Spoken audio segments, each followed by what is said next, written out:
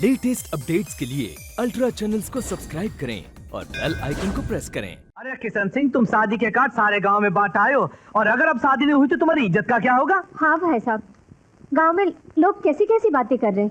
मैं तो अब भी कहती हूँ आप हाँ कर दीजिए तो मैं गांव से अपनी बेटी को बुला लूँ। शादी की तारीख में शादी भी हो जाएगी और आपकी नाक भी रह जाएगी। चुप रहिए। आप लोग अपने मतलब के लिए बातों में मिर्च मसाला लगाकर इनका दिल और मत दुखाइए। सुनिए जी, आप इन लोगों की बातों में मत आइए। आपकी इज्जत जितनी इस गांव में थी आगे भी उतनी ही रहेगी, यकीन कीजिए।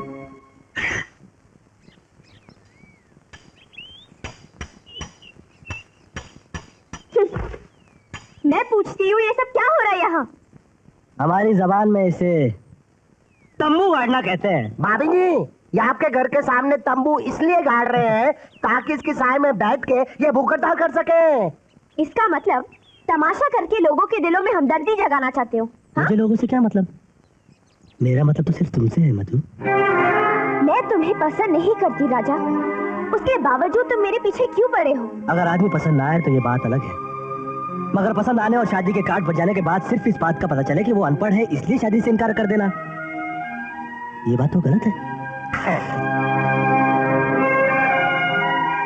अगर इस मोमबत्ती के बुझने से पहले तुमने अपने प्यार का इकरार नहीं किया तो तुम्हारी कसम मधु में अपनी जान दे। इस मोमबत्ती के बुझने से पहले? उस मोमबत्ती के नहीं, इस मोमबत्ती के बुझने से पहले। My foot. भाभी, भाभी, भाभी। मधु, मुझे नहीं लगता ये दीवाना इतनी आसानी से तुम्हारा पीछा छोड़ेगा। और नहीं तो क्या, देखो ना कैसे प्रेम की जोत जला के तंबू गाड़ के भूख हड़ताल करने बैठ गया। डोंट वरी अबाउट हिज तंबू। आज रात तक इसका तंबू भी उखड़ जाएगा और कल तक ये भी सुधर जाएगा।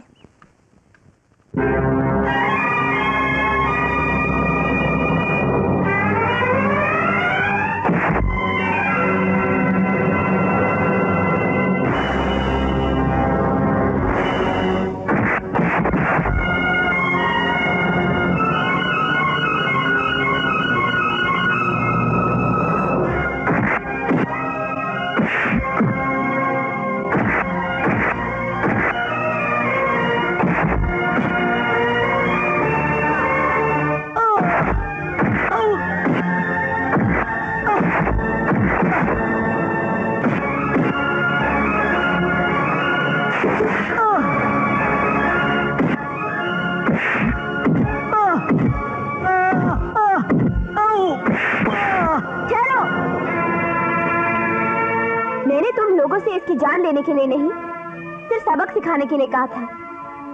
ये लो तुम्हारे पैसे और जाओ यहाँ से। मधु, तुम लोग जाना नहीं है भाई। हाँ? दरअसल ये लोग मुझे मार नहीं रहे थे, मैं मार खा रहा था। मैं देखना चाहता था कि मुझे मार खाता देखकर तुम्हें खुशी होती है या तकलीफ, मगर मुझे मेरा जवाब मिल गया है। अब तुम देखना कि मैं तुम्हारे इन भाड़े के टट्टुओं का कैसा हाल करता हूं।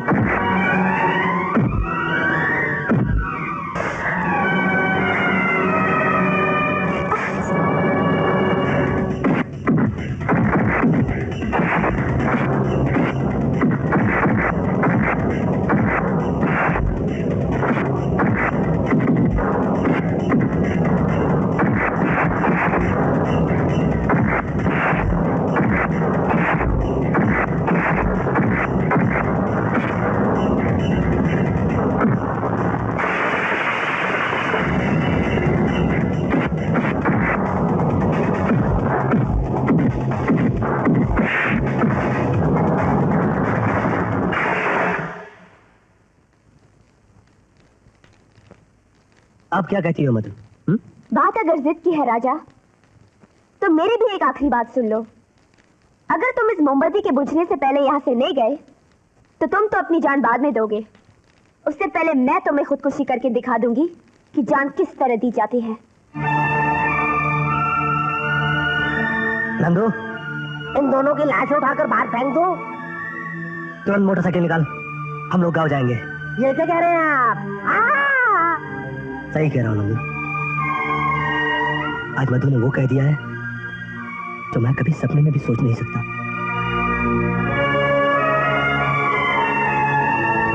हम जा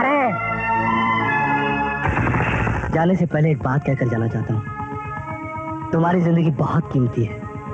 मुझ जैसे अनपढ़ के लिए इसे गंवाने का ख्याल दोबारा कभी अपने मन में भी मत लाना मत।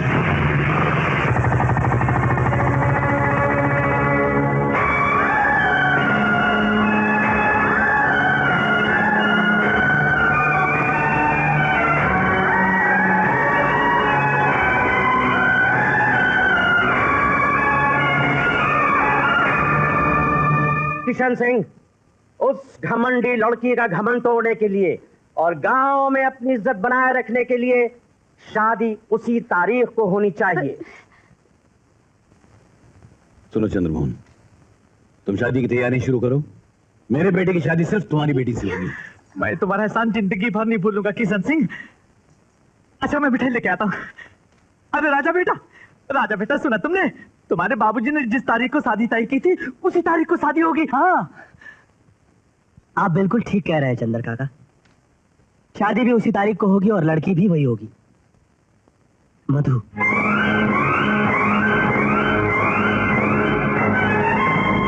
क्या वो लड़की शादी के लिए राजी हो गई राजा? अभी तक तो राजी नहीं मां, मगर मुझे पूरा विश्वास है वो जल्द ही राजी हो जाएगी। अरे वो राजी होने वाली कौन होती है? मैं राजी नहीं हूँ। उस लड़की से तेरी शादी हरगिज नहीं हो सकती। बाबूजी, आपकी नाराजगी बिल्कुल ठीक है, मगर इसमें सारी गलती मधु की तो नहीं, कुछ गलती हमारी भी है। आखिर वो कितनी पढ़ी लिखी लड़की है और मैं कब रहना लायक? उस लड़की की तरफदारी करा जिसने सारे गांव के सामने मुझे सलील किया, मेरा सर झुका दिया। पूरे गांव के सामने अपना सर झुकाकर वो आपसे माफी भी मांगेगी बाबूजी। मैं किसी से माफी नहीं मंगवाना चाहता, मैं सिर्फ ये शादी करवाना चाहता हूँ। ये मेरी इज्जत का सवाल है। और मैं शादी इसलिए नहीं करना चाहता क्योंकि ये मेरी जिंदगी का सवाल है। अच्छा, मतलब वो लड़की तुझे बाप की इज्जत से ज्यादा प्यारी है? बाबूजी, मुझे तो आपकी इज्जत भी प्यारी है और मधु से भी प्यार है। इसलिए मैंने ये फैसला किया है कि मैं ये घर ही छोड़कर चला जाऊंगा और उसके बाद मधु से शादी करूंगा, ताकि आपकी इज्जत भी रह जाएगी और मेरा प्यार भी बच जाएगा। नहीं बेटे, बाबूजी से ऐसी बात नहीं करते। और तेरे दिल में घर छोड़ने की बात कैसे आई? तो क्या करूं माँ, शादी जिंदगी में एक बार होती है, बार बार नहीं। और अगर बाबूजी अपनी जिद पर अड़े रहे तो जिद में मैं भी इनसे कम नहीं हूँ। आखिर इन्हीं का खून हूँ। खून? सही रंग दिखाया तेरे खून ने। शांति, मैं तेरे आगे हाथ जोड़ती हूँ, आगे कुछ भी मत कहना। सुनने के लिए हद होती है जानकी बहन, बहुत बोल लिया इसने। अरे अगर मेरी बात आपको इतनी कड़वी लग रही है तो बंद कर लीजिए अपने कान, मगर हमारे घर के मामले में बाहर वालों को बोलने की कोई जरूरत नहीं है। बाहर वाले? हम बाहर वाले और तू घर वाला? अरे असलियत पता चलेगी तो तेरे पांव तले जमीन निकल जाएगी। भगवान के लिए चुप हो जा शांति। अच्छी तरह से जानता हूँ मैं कौन हूँ और क्या हूँ। इस घर का इकलौता वारिस हूँ मैं। लोग मुझे राजा बाबू कह के पुकारते हैं, छोटे मालिक कहकर सलाम करते हैं। मालिक तो क्या, तू तो इस घर का नौकर भी नहीं है। शांति, तू तो एक अनाथ है, लावारिस है तू। शांति, और मैं वो हूँ जिसने तुझ अनाथ को मंदिर के सीढ़ियों से उठाकर इसकी झोली में डाल दिया था। क्या कहा? ये बात कहने से पहले तेरी जुबान क्यों नहीं सजाई? क्या कह दिया मेरे बच्चे को? मैं तेरी जान ले लूंगी, खून पी लूंगी तेरा। अरे नहीं।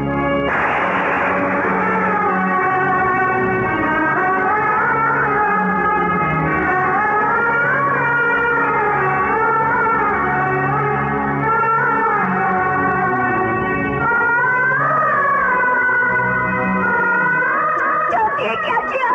एक पल में मेरे बच्चे को पराया कर दिया। क्या किया? नहीं रे। राजा, तू इसकी बात का विश्वास मत करना बेटा। तू मेरा बेटा है, मेरी जान है बेटा, मेरी जिंदगी है तू। मैं तेरी माँ हूँ। आप बोलते क्यों नहीं? बोल दीजिए कि औरत झूठ बोलती है। बता दीजिए इसे, कह दीजिए ना कि राजा हमारा बेटा है, हमारा बेटा है राजा, हमारा बेटा है। ए राजा, राजा, हमारा बच्चा है, हमारी जान है। हम ही तेरे माँ बाप हैं।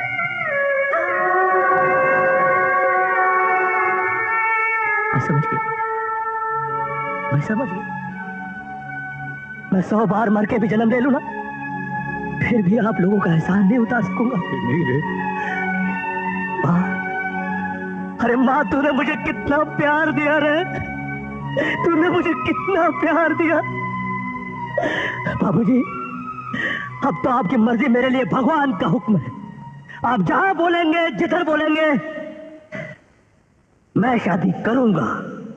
अगर इस मोमबत्ती के बुझने से पहले तुमने अपने प्यार का इकरार नहीं किया तो तुम्हारी कसम मधु में अपनी जान दे दूंगा।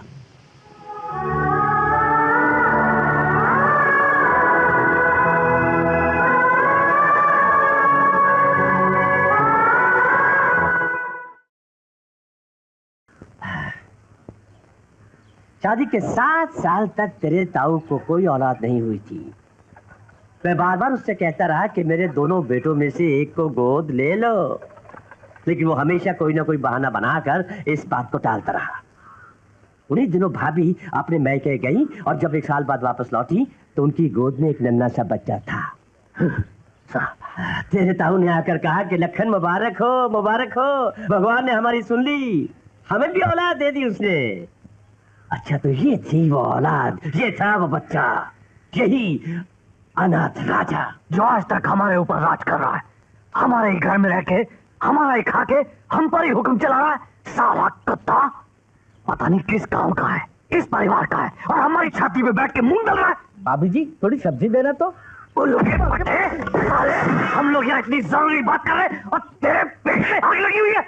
दोबारा बीच में बोला तो 7 दिन तक भूखा रखूंगा, समझा? बाबूजी, ये तो अनर्थ है, ना इंसाफी है कि हमारे घर की जायदाद किसी पढ़ाई को चली जाए। जरा सोचो बाबूजी, अगर ताऊ जी हम दोनों भाइयों में से किसी को गोद ले लेते तो आज ये जायदाद हमारी नहीं होती। बिल्कुल होती बांके, बिल्कुल होती। जो उस वक्त नहीं हुआ वो अब होगा, तू फिक्र मत कर। वो जायदाद हमारी यार, हम ही को मिलेगी। उसे हासिल करने के लिए अब चाहे कुछ भी करना पड़े। कर भला तो हो भला।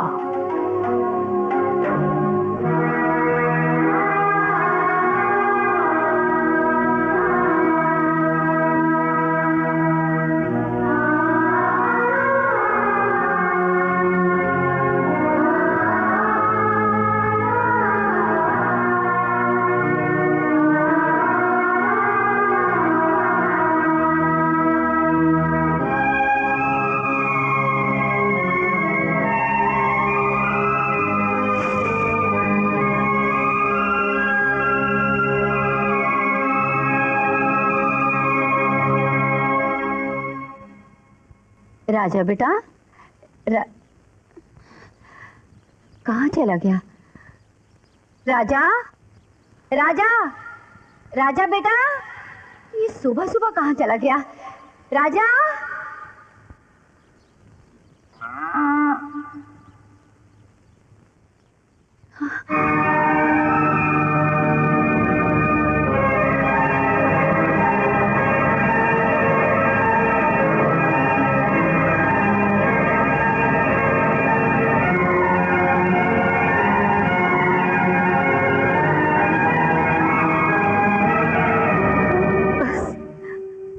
हो गई ना मैं पराई, टूट गए ना मुझसे तेरे सब रिश्ते। क्या कह रही हो माँ? और नहीं तो क्या, ये सब काम तो अपने शौक से कर रहा है। अरे तो घर का काम करने में क्या बुराई है? हमेशा अमीर माँ बाप का बेटा बनकर अपनी जिम्मेदारियों से आंख चुराता रहा। मैंने आप लोगों का दिल बहुत दुखाया ना माँ। नहीं रे, नहीं मेरे बच्चे, तूने कभी मेरा दिल नहीं दुखाया, बस आज मेरा दिल दुखाया है। मैं तुझे इस तरह काम करते हुए नहीं देख सकती, नहीं देख सकती बेटे। बस यही कारण था कि मैंने तुझसे आज तक ये राज छुपाए रखा कि तूने मेरी कोख से जन्म नहीं लिया। मैं जानती थी कि जिस दिन ये पहाड़ तुझ पे टूटेगा तू सह नहीं पाएगा। अरे तो इतना रो क्यों रही है माँ? नहीं, मुझे मालूम है कि अब तू ये घर भी छोड़ के चला जाएगा और मुझे भी छोड़ के चला जाएगा। ऐसे कभी हो सकता है? पहले तो बोल, खा कसम मेरी कि मुझे छोड़ के नहीं जाएगा। खा कसम बोल, मुझे छोड़ के नहीं जाएगा ना रे? मैं तेरी कसम खा के कहता हूँ माँ, मैं तुझे छोड़कर कभी नहीं जाऊंगा। लो चंद्रमोहन, बिल्कुल ऐसी कार्ड छपा देना। ऐसे का छपा दूं? अरे भाई, शादी के कार्ड में सब कुछ वैसे ही तो होता है। उस लड़की का नाम कटवा के अपनी बेटी का नाम छपवा देना। अरे अभी आता हूँ।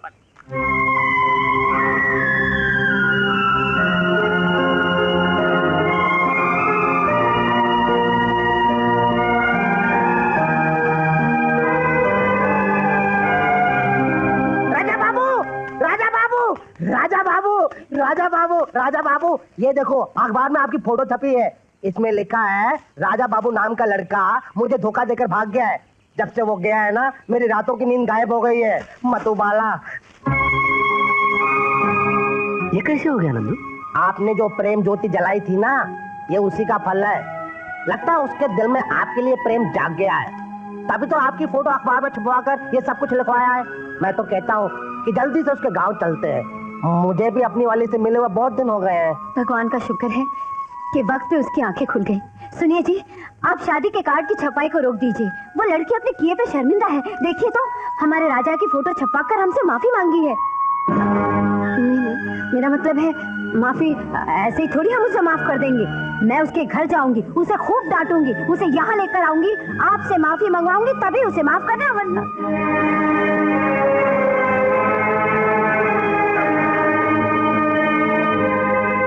तू क्या कहना चाहता है? एक बात बता, तू मेरा बेटा है या नहीं? क्या सर पैर वगैरह तुम की बात? चुप रहो, मैं इससे पूछ रहा हूं। तू मेरा बेटा है या नहीं? पर ये अखबार वाली लड़की, ये वही है ना जिसने शादी का कार्ड फाड़ के तेरे बाप के मुंह पे मार दिया था? फिर भी तू इससे शादी करना चाहता है? इन सब के बावजूद तेरे दिल में उसके लिए प्यार है? अरे मैं तुझसे बुरा बोला,